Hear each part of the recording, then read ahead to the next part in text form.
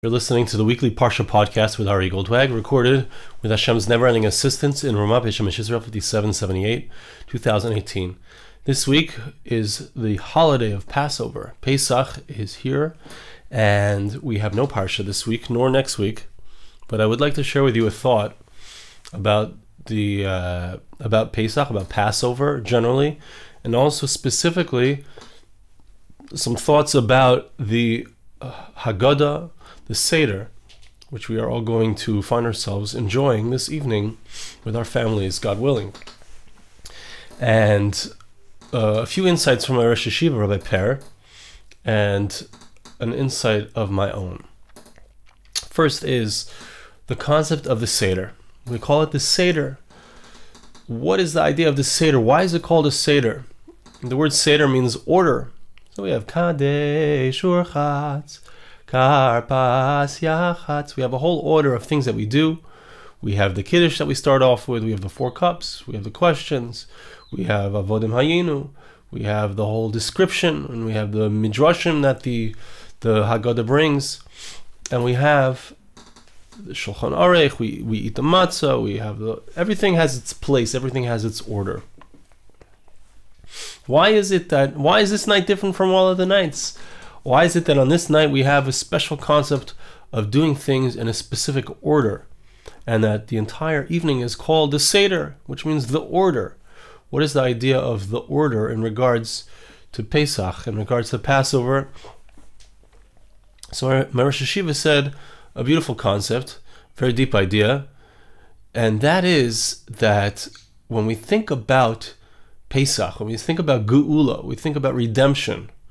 So we think about it as something unusual. We think about it as miraculous. We think about it as something which is out of the ordinary or out of the normal order.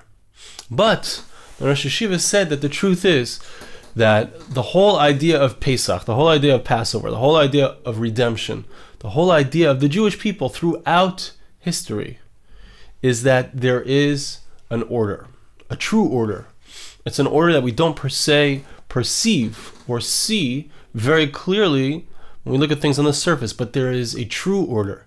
The true order is Geula, redemption, the Jewish people in its proper state, the Jewish people in exile, the Jewish people in slavery, the Jewish people beholden to the nations of the world.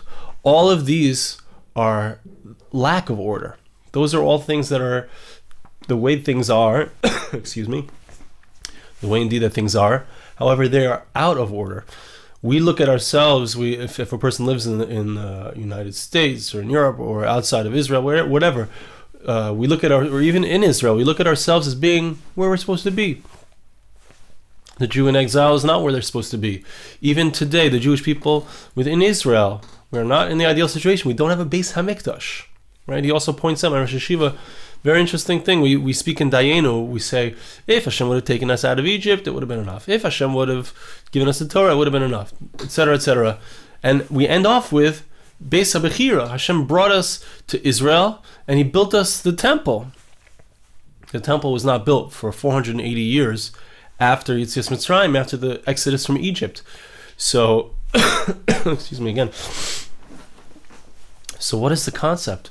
What is the idea that we refer to in Dayeinu, the building of the Beis Hamikdash, the Beis Hamikdash, and he explained that that is the way it's supposed to be. That is the order. That is the ultimate culmination of the Exodus, and it's the way things are supposed to be. Redemption is the state that we are supposed to be in. Redemption is the state that we've been waiting for. But it's the it's the true order. It's the true order. Okay, so that's one concept. A second concept that he shared had to do with Chad Gadya, and I'd like to actually connect it to the first idea. And then I'd like to bring it to a third idea, which is a thought of my own. Chad Gadya is a very unusual piece of literature in the Jewish liturgy. We have the description, we have a story, we have this very interesting type of song where we keep coming back to Chad Gadya, one goat, the Zaban Abba Bitrei Zuzi, that father bought for 2 zuzim, for 2 coins. and different things happen. The goat gets eaten, the cat gets chased by the dog, etc. It sounds like this childish fairy tale rhyme, like I don't know why she swallowed a fly, perhaps she'll die, kind of story. But that's not the pshat at all. Of course, everything in the Haggadah is very deep and beautiful and has great depth. The Chad Gadya is speaking about the Jewish people. The Jewish people is this goat that God bought for two, so to speak, for two. The Father bought, which is Hashem. Hashem is our Father. He bought for 2 coins. The 2 coins represent the 2 luchos, the 10 commandments, which are on 2 tablets. And so that's what the story is about. But the question that we can ask, if we look at this story, is, Kadosh Baruch Hu comes in at the end. God comes in at the end and he slaughters the Malach HaMavis. He kills the angel of death. Right? Check out that poem, that story. But the Chad Gadya, which represents the Jewish people, the one goat, dies at the beginning. So what's the concept? What is the idea?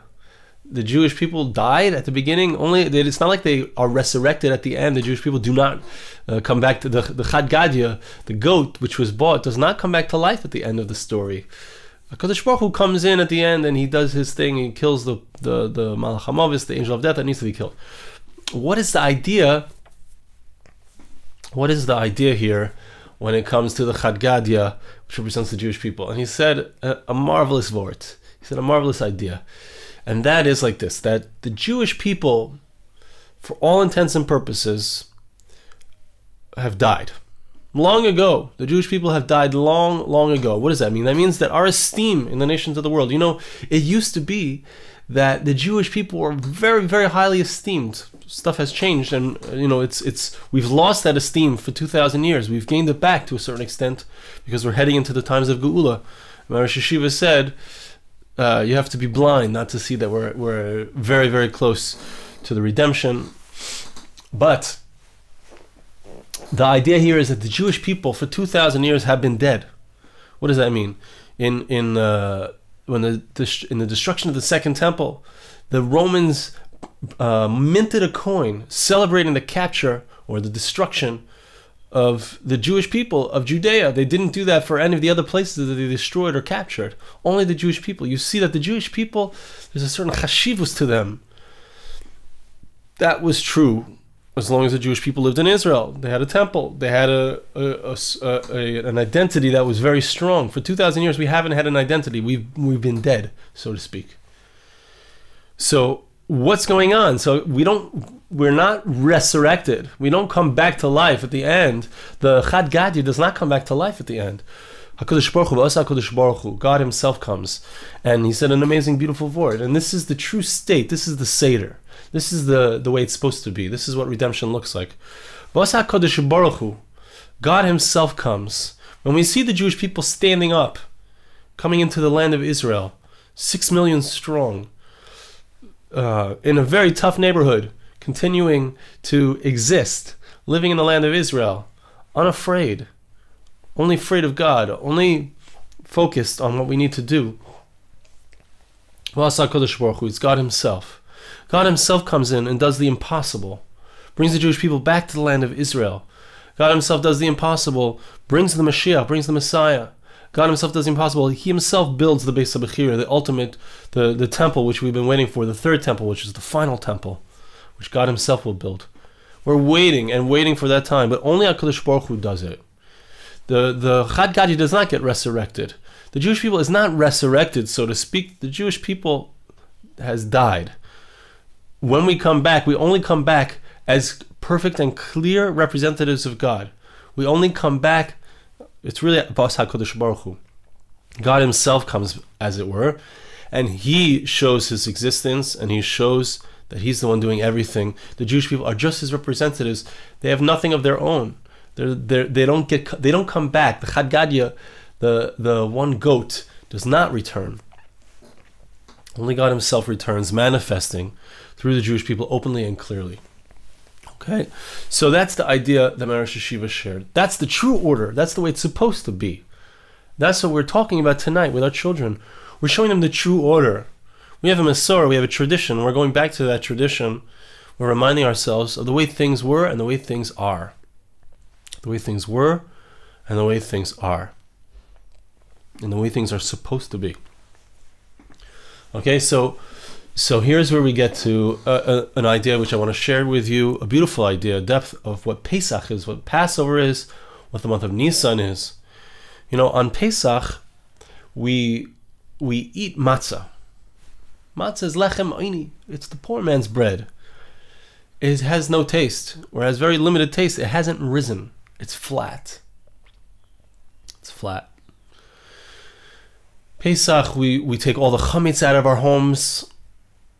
We clean out, in a certain sense, we clean out our bad midos, our negative character traits, and we enter into Pesach, a very different holiday than Sukkot. And I want to share with you that Sukkot is associated with Moshiach ben Yosef, with the concept of the Messiah, the son of Joseph, who comes, Yosef HaTzadik. He's the one who, as Rashi says, when Yosef is born, Rashi tells us he's the one who's the Sitnai Shel Esav. He's the counterforce of Esau, who manifests today in the Western world. He's the one who destroys the facade of the beauty of the world. Let's say Yosef himself is very beautiful, he's very handsome, but all of that aspect, all of what Sukkot is, in a certain sense, we know that it's associated with Yosef, because that's when we speak about the Armageddon, the war of Gog and Magog. We read about that, the Haftarah of Sukkot.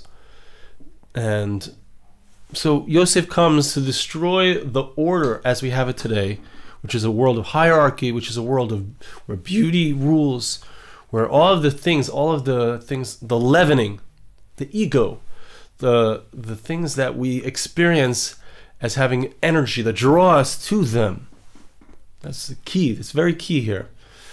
All of the things that have energy that draw us to them, beauty, taiva, the desire for relations, the desire for food, the desire for honor, all of these things are the leavening. It's a lot of hot air. It feels very real. Once you get it, once you achieve that, it feels very empty. That's all connected to Sukkot and Moshiach ben Yosef. But what I want to focus on, obviously, is Pesach, which is connected to Moshiach ben Dovid. What is the idea of Moshiach ben Dovid? What is the idea of Pesach? David HaMelech, King David, his name denotes the idea of Pesach, the idea of the leavening being completely missing, the idea of the matzah. Nothing of his own. Lesli migar me'klum is the language of our Chazal, our sages. Lesli migar me'klum, he has nothing of his own. David is Dalid Vav Dalid. Dalus Vidalus. Dalus means, which is the foundation of his name. Two-letter Dalids. The word Dalus, the letter Dalid, represents complete poverty. Nothing. He has nothing of his own. He's like the moon. He has no light of its own. She has no light of her own, right? She just reflects the light of the sun. The matzah has no leavening. It has no energy around it. It's just very simple food. It's extremely simple. It's just flour and water. There's no leavening. There's nothing to cause it to grow. When we eat bread, the bread has a certain taste. It has sugar sometimes. It has eggs sometimes. It has a shape. It's light. It's easy to eat. The matzah is flat. It's flat. 2 ingredients.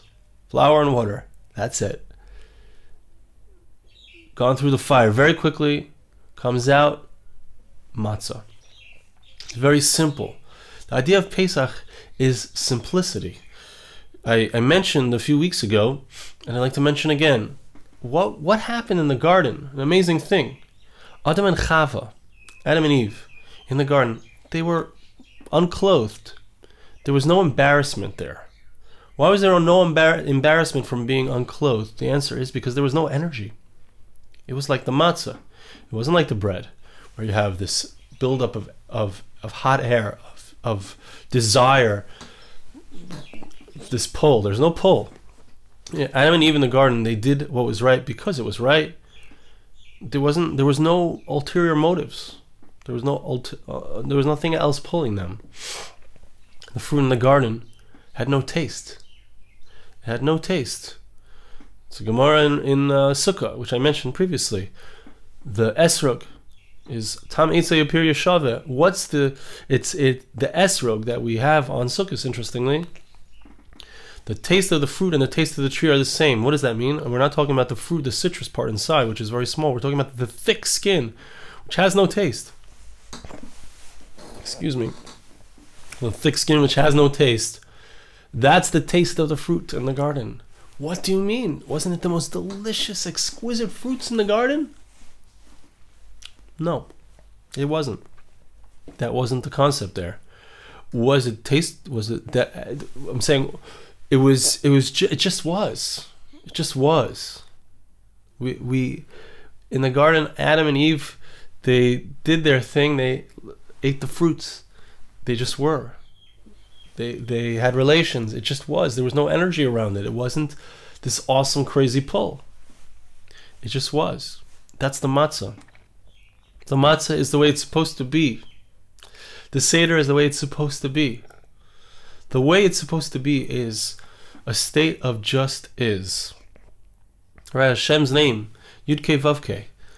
The true name of Hashem is just is. That's what Hashem's name means. It means to be.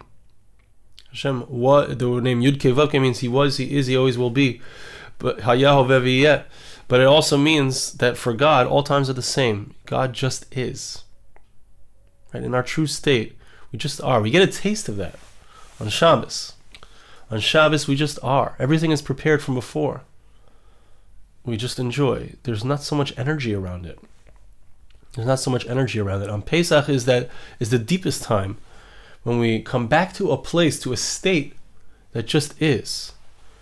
We eat the food that we eat on Pesach, the matzah that we eat, is the taste of Gan Eden. It's the taste of what it's like in the Garden of Eden.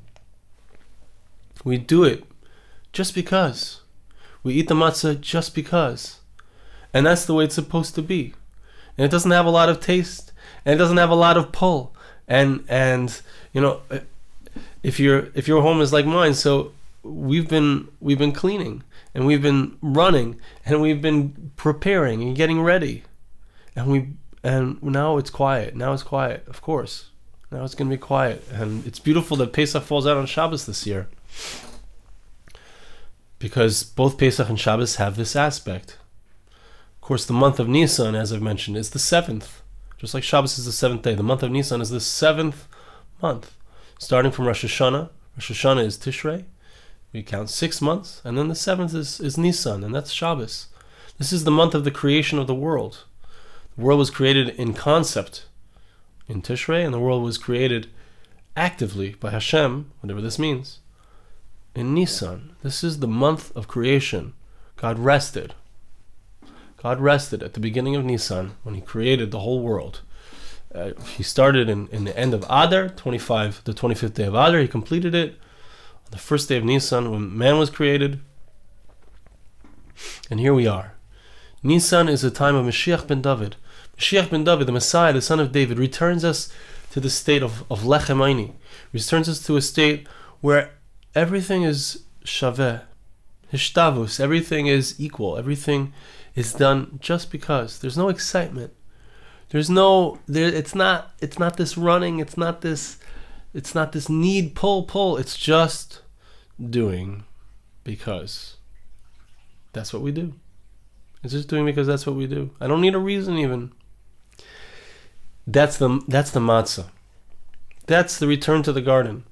That is the aspect of the fruits of Gan Eden. That's the aspect of just because. That's the Seder. That's the way it's supposed to be. That's the way it's supposed to be. You know, in the plague, Makas B'Cheres, so the 10th of the plagues, the killing of the firstborn, there was this aspect because the Jewish people were no different than the Egyptians. The Egyptians served idolatry. The Jews served idolatry. The Jews were, they didn't have too much. They were slaves. They had been there for 210 years in Egypt. They had completely become submerged and assimilated into the Egyptian culture. But what was different? What was the difference between the Jew and the Egyptian? They looked the same. They dressed the same. They sounded the same. They had the same Egyptian accents. The difference was that the Jews were chosen by God. The Egyptians were the oppressors. It was just because. The Jews were chosen just because. It's not because of a great merit of the Jewish people that God chose us. It's not because we're smarter, though that may be true. It's not because there's no reason. God chose us just because. That is who we are. Excuse me. That is the foundation of what Pesach is. That's the foundation of the matzah. The matzah represents that. That's the foundation of what we're sitting down to teach our children tonight. The true order. Who we are. Just because we are chosen by God. Just because we were slaves. Just because. This is all the Seder. This is all truly. This is how we understand that even that which is not Seder. For 3,300 years, that's how long it's been since the Jewish people received the Torah. For 3,300 years, there's been a lot of times where things are not Beseder. We're not in order. But that's also God. That's also truly at the depth of it. That's what we're looking for in Pesach, is that that's the truth of the way it's supposed to be. And we're waiting for the time when we see clearly that what is the true Seder. When it's obvious to everyone, to the world, that the true Seder is Geula, redemption. That the true Seder is the Jewish people being in their homeland, being in Israel. The Jewish people keeping the Torah. The Jewish people fulfilling their mission and representing God in the world. Nothing of their own. HaKadosh Baruch Hu, God coming and manifesting clearly through us just because that is the true order. So I want to bless you and ask you to bless me. Hashem should help us, that we should be able to be Beseder, to get into this place of true order, to find the true depth, the place of no taste, the place of just because, the place of Hashem manifesting in our lives. Thank you so much for listening. Have a beautiful Shabbos, and a Chag kosher v'sameach, a kosher and enjoyable Passover. Thank you. This podcast was made possible through the gracious donations of listeners like you. For more podcasts like this, please visit www.arigoldwag.com or search on iTunes Ari Goldwag.